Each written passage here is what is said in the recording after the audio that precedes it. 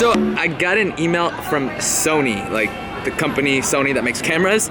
They emailed me that they're releasing this new camera called the RX0, and I did some research, and the only thing I could find was that it's kind of similar to a GoPro, and a lot of the videos that I found were Sony RX0 kills GoPro. So I actually got my GoPro right here.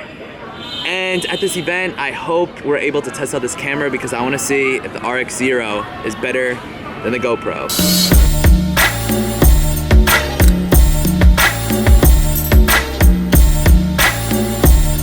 We just made it into Brooklyn, and now it's time to go to the Sony event and see what's better, the GoPro or the RX0.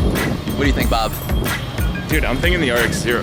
Yeah. I'm gonna go with the GoPro. I'm really? a big GoPro enthusiast, so I think the GoPro is gonna hold its ground. But this camera is like the next camera, like it's the next generation. Yeah. Speaking of that, this is actually my first time ever using a Sony camera. This is the RX100. Never used Sony before, so it's kind of ironic that same day I use this, going to the Sony event.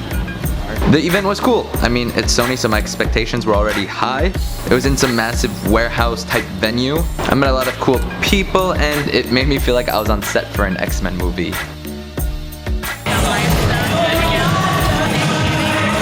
How is it? It's gonna be a little difficult to see how well it performs because it's really loud and the lighting's really bad, but we're gonna see how it compares this to this. As far as size, these things are almost identical. The RX0 is a bit thicker, also almost identical in length. They're both waterproof.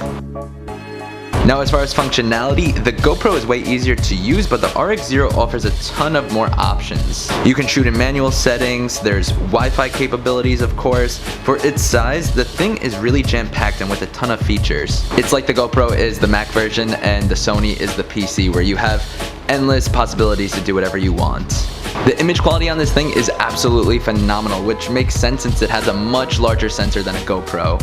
Also, the lens is a 24mm when the GoPro is a super wide-angle lens. As you can see when watching this nice man bathe himself, the RX0 is way, way crispier.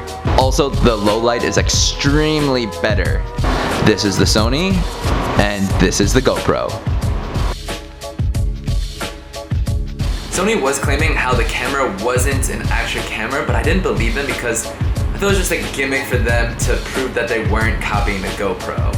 Which they were right, and that thing shoots amazing image quality and you would never guess that the camera was the size of an ice cube. Now, is it worth it, the $699? I mean, I already have this RX100 for vlogging and then I have the GoPro for action shots, so now I don't know exactly what the purpose of the RX0 would be, but I feel like there's a lot of different ways to mount it and there are a lot of ways you could get unique and creative with it. So I think once I have an idea for that and start getting inspiration from what other people are doing and have a firm grasp on what it can do, then yeah, maybe I will purchase it, but as of right now, I don't think there's a need. And I say that's just about it for this Conti tech review, and as you guys can see, I just moved out, so my room is empty and still kind of a mess, and I have a flight in 5 hours.